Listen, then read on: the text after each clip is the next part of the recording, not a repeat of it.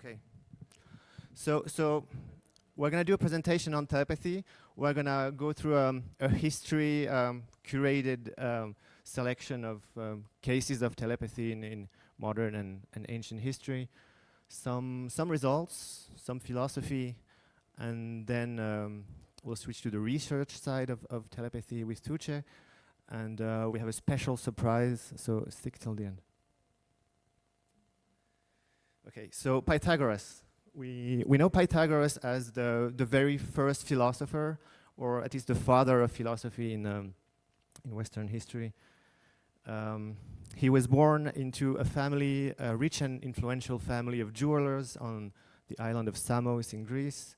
His birth was prophesied by the Oracle of Delphi, who told his mother that she was going to give birth to a very great man who was going to influence the world. So we know him mostly as a very rational guy because of his theorem, but he was actually more of a mystic figure, some kind of a sage with a following, and they were all living this Pythagorean lifestyle where they were following all sorts of weird rules and rituals, including, so in order to become a Pythagorean, you were supposed to go through a vow of silence of 5 years. And I know some of you in the meditation residency are going to do days of silence. Well, these guys were doing 5 years. And so his biographer, Iamblichus, says that during these 5 years of silence, the adepts, the followers, were receiving teachings from Pythagoras simply by his presence in silence.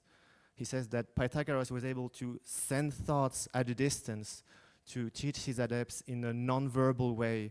And they considered that non-verbal knowing was a much deeper form of understanding than teachings passed through language. So I like to consider this Pythagoras as the very first case of telepathy in Western history. So back to more modern times. Who has heard of Franz Anton Mesmer? Anyone? One person. I'm surprised. As from him, we get the term mesmerizing. Mesmer was an Austrian physician who practiced mostly in Paris. He was studying something he called animal magnetism, which was later called the practice of mesmerizing. And that was the grounds from which what later became clinical hypnosis. So these doctors, these mesmerists in Paris, when they were working with their patients, they were said to be entering some communion of sensations with their patients, where the doctor and the patient would share sensations like tastes, smells. The patients were able to taste what the doctors were eating or drinking. Patients would feel pain on the same part of the body where the mesmerist would like pinch himself in purpose. There's even cases of patients who, when asked a question, while knowing the answer to the question, they would answer in a language that they didn't know, but that the doctor would know. And I think most shockingly, there's a case, let me think. There are cases where patients have learned secrets from the doctors that the doctors didn't want to share, like embarrassing details about their private lives, as a kind of unintentional form of telepathy. Okay, Freud. Everyone knows about Freud, but I think not many of you know that Freud was interested in telepathy. He was very skeptical at first, but for some reason he kept on coming back to it. He developed some kind of obsession about telepathy. And so he decided to learn it. He practiced it with his daughter Anna. And they succeeded. They became quite good. Freud admitted publicly that I've become a telepath. This thing is real. They continued practicing, and they became so good that Freud admitted later that he had become, quote, he had developed exceptional powers as a medium, which I like to define mediumship as telepathy with non-human intelligences. So having proven that to himself, right, verify, don't trust, he wrote a few works on it, and he was strongly advised by his publisher to not publish them because telepathy was at the time and still today associated with the occult, and at the time they were the first ones to develop the field of psychoanalysis, and they were very afraid that this burgeoning practice would be killed and destroyed by being associated with the occult, so they didn't publish anything. Carl Jung, of course, was very well versed in these topics, but he also understandably didn't talk about that very publicly, so we don't have like a crispy anecdote about him. Is there a single person who knows about René Warcolier? Except Madison, because she's heard about first, yeah. René was a French engineer who became very rich in the middle of his career and decided to devote the rest of his life to the study of telepathy. He's considered to be the first person to bring a quasi-scientific and very methodical approach to the study of telepathy. He has done lots of experiences that he describes in his books, where he puts a sender and a receiver in different rooms, have the sender look at a picture or an item, send that thought to the receiver, and the receiver jots down on paper what he sees. We'll get to remote viewing later, but the most prominent remote viewers of today consider him to be the first remote viewer, even though they didn't use that term at the time. These are some examples from his book where he compares the target is what the sender is looking at and trying to send, and the impression here is what the receiver jots down on their piece of paper. So we see it as like a symbolic transfer of information, but it's not restituted correctly at the other end. Some sizes are different, some things are rotated or in other places. So he had more of an information theoretical view of the topic and treated that as some kind of a signal that gets deformed when it passes between the subconscious and the conscious. He also studied telepathy in groups, which is something we can do during the workshops next week, where a single sender sends something and a group of receiver puts their impressions together to try to piece together and get a clearer picture of what's been sent. These are more examples of sendings. Sometimes it doesn't work, sometimes it's really abstract, sometimes the colors are inverse, as in the contrast. Okay, so Stanley Krippner and Montague Ullman studied dream telepathy in New York at the Maimons Medical Center. They also had a sender and a receiver. They would put the receiver to sleep, monitor his state, and whenever he would enter REM sleep, the sender would be given a random picture or an item, send it to the sleeper. They would wake up the sleeper right after and ask him right away, what are you dreaming of? Write it down or draw it. And they had results of like exact matches or otherwise very statistically significant amount of symbols and corresponding items. Okay, so Project Stargate, we're going to do a quick explanation of remote viewing. Project Stargate is the remote viewing unit of the United States.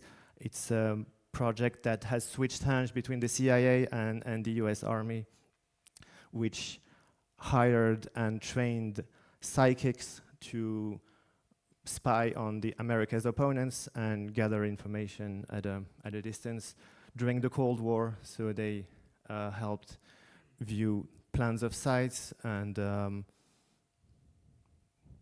they even saw the intentions of Saddam Hussein at some point. So it's something that began at the Stanford Research Institute with this character, Ingo Swann, where at the time They were studying parapsychology and these phenomena under, I think, semi-secret project commissioned by the CIA, where they hired this Ingo Swann, this kind of a very characterial psychic from New York, where they did the classic outbounder experiments where a person would drive for 30 minutes in a random direction and the viewers would try to guess and see where it was. They, Ingo also found, I was saying that remote viewing can be used scientifically. Ingo saw the rings of Jupiter, which are very faint and cannot be seen from telescopes, and these were later confirmed by NASA with satellites. So his main contribution to the remote viewing and to the Stargate project was that he formalized and really created a very structured methodology for remote viewing, which could be learned by anyone and applied to be taught in the army. It's like a military protocol. But so he himself was more of a, he didn't like administrative things. Maybe he was hard to work with, so he ended up leaving to focus on his more esoteric writings. Like in this book, his most famous book called Penetration, where he described in amongst other things what he sees on the dark side of the moon and things like that. And by the way, the French translation of this book was made by my father, and I suspect the main reason he did that was to be able to do corny jokes about the title of the book, but it's nonetheless one of the best introductory books about remote viewing.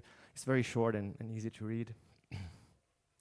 So if Ingo Swann was this kind of renegade psychic bringing a theory to remote viewing, Joe McMoneagle was the professional, the very methodic, data and log-oriented soldier who brought a lot of discipline to the topic. He saw what they were doing, amongst other things, is the way this works. A remote viewer is given only a short string of random characters, like a long number. That's all they get, and they have to draw on paper whatever comes through their mind. So he has a very simple example of the layout of a base Joe has seen, and below here it's superimposed on a satellite image, and there's often a very, very accurate match. So you may ask, why bother asking psychics to see plans if you can use satellites? Well, the reason is, if they can see that the remote viewers have 90% accuracy on the surface, remote viewers can also see what's underground, so they can infer that, oh, what they see underground is probably also 90% accurate or less, depending on how accurate they are. It's not always perfect. Here's another example, what Joe saw, like the inside of a tank, and like this was proven later to be accurate up to the amount of buttons on the control panel. I found that insane. This is me and Joe at the Monroe Institute. Joe is still teaching there, and he works with the police for rescuing missing children.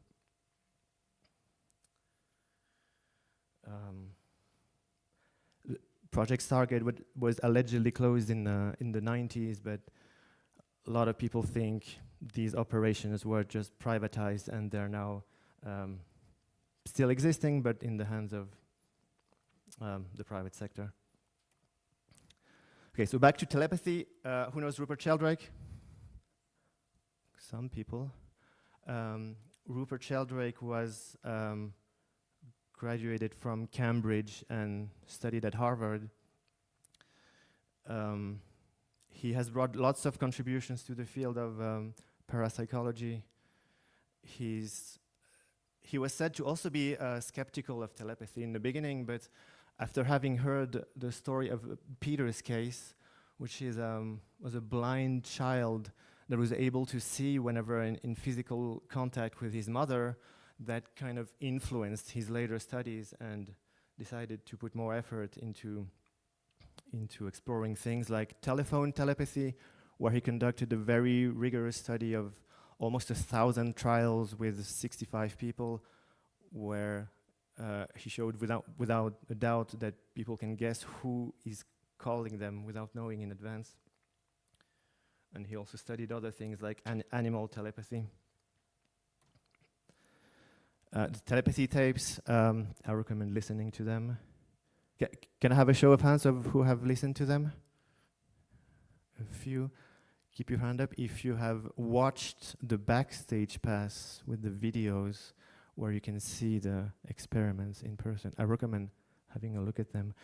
For those who haven't listened to the tapes, it's Kai Dickens and a researcher who study autistic non-verbal children, the children who cannot speak but communicate by typing on a keyboard, and they've seen and shown cases of telepathy of like undeniable precision.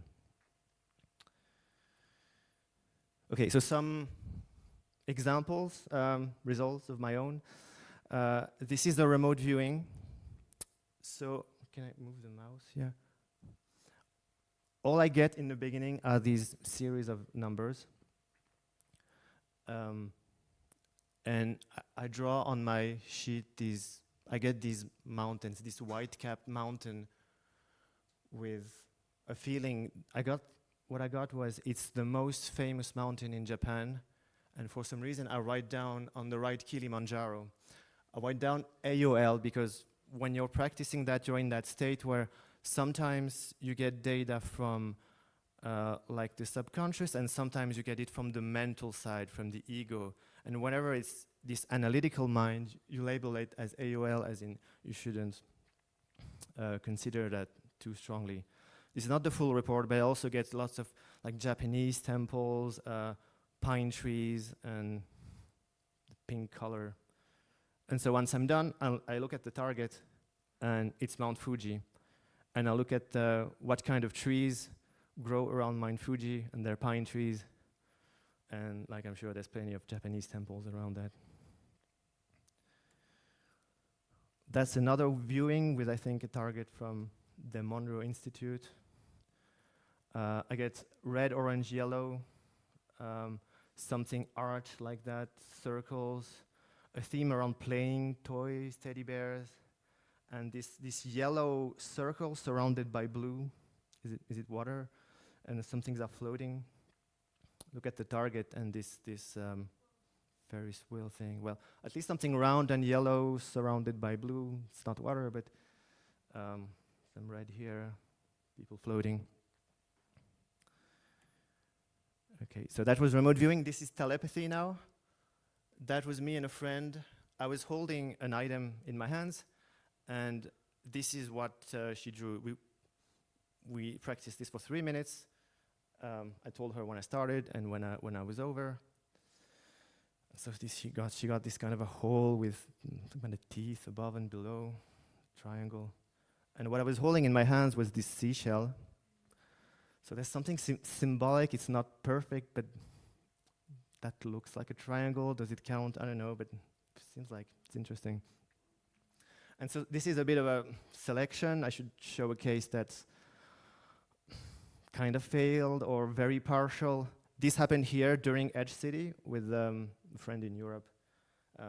She was doing this for the first time, so whatever, she was holding something. This is what I get, some kind of a white tube, not very clear, and a series of pearls attached, like as a kind of a bracelet going around some white stones things, and this triangle below.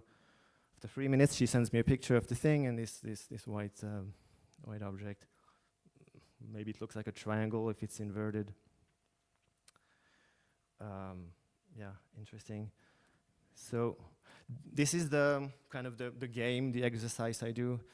It's very primitive. It uses pen and paper, but I have fun doing it. We're gonna have something much more interesting coming up. But so, yeah, I guess in closing thoughts, all these experiments, they're probabilistic, meaning that they don't always work. And that's very annoying for scientific replicability, and that's the main criticism we get when studying this. Because in science, we really want to try to control all the variables and make sure that what we're studying is completely isolated.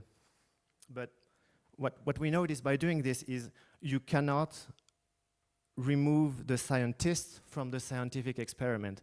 As much as we'd like to, we realize for basic reasons like the placebo effect that this cannot be fully done, and especially with the study of the woo-woo topics and the esoteric. So I think this is something that has to be approached with a more personal approach. And let me think. Did I have? Anyway, so I think that's the reason why I prefer to consider this as a more personal practice, as in maybe some sort of a goal setting or roadmap. I like to think of telepathy happening on 3 levels. Telepathy at level 1 is what we've seen. You're able to perceive faint impressions of a target or something partial, and maybe by grouping people you get to a full picture. But telepathy is really about communication. It's 2 people exchanging messages. So if we think of that as telepathy level 2 is being able to send a very full, clear message to someone, have it be understood, and with minimal distortion. So if you imagine, as an example, that your partner just went to the grocery store, buy things when they have their list, and you forgot to tell them to buy something. If you were able to tell them telepathically to, hey, buy like 8 apples, and when they came back, you see them have the 8 apples, I would consider that a success on that level. And what you really would want is, when asking them why did you buy the 8 apples, you really want them to answer that, oh, it's because I got your message. You would really not want to hear, oh, I don't know, I was just walking and suddenly I felt like I wanted to buy apples. Because if that would be the case, that goes into what we call remote influencing, and that has some ethical questions that I guess we shouldn't go into now. But as a level 3, telepathy is what is described in some of the esoteric literature, notably by Bob Monroe. He talks about rotes. It's the main nonverbal way of communication for him, where 2 people are able to exchange by sending each other balls or packets of thoughts, emotions, energy, knowing, and like raw experiences that are able to be received by the other person and unpacked and opened. Like imagine meeting someone here and sending them your full past edge experience as instead of having to describe it by words. So finally, I'd like to ask you some questions, and maybe you can tell me your thoughts if we see later at the sauna or at the pub. If I like to think that if humanity is evolving into something else, both biologically, technologically, and psychically, so meaning if we all become telepaths in the future, how do we have to reorganize society? How are we gonna live differently? What do we have to assume if suddenly everyone can remote view us in our homes, in our most intimate moments? What happens of businesses, business wealth? All businesses need secret to operate. What happens of the legal system if not only telepathy is real, but afterwards things like telekinesis? There's claims of people being able to impact, if not hurt, others at the distance with their thoughts. How do you defend that in a court case? It gets bananas very quickly. I talked about secrets. The science of managing secrets is called cryptography, by the way. So what's the future of Ethereum in that world? Can anyone suddenly guess my seed phrase by maybe scrying over the 24 words? It gets opens a lot of questions. So do we have to develop encrypted telepathy or telepathic encryption? It gets weird pretty quickly. Well, anyway, thanks for these thoughts. We're gonna get to the research side of telepathy with Tuche. Woo!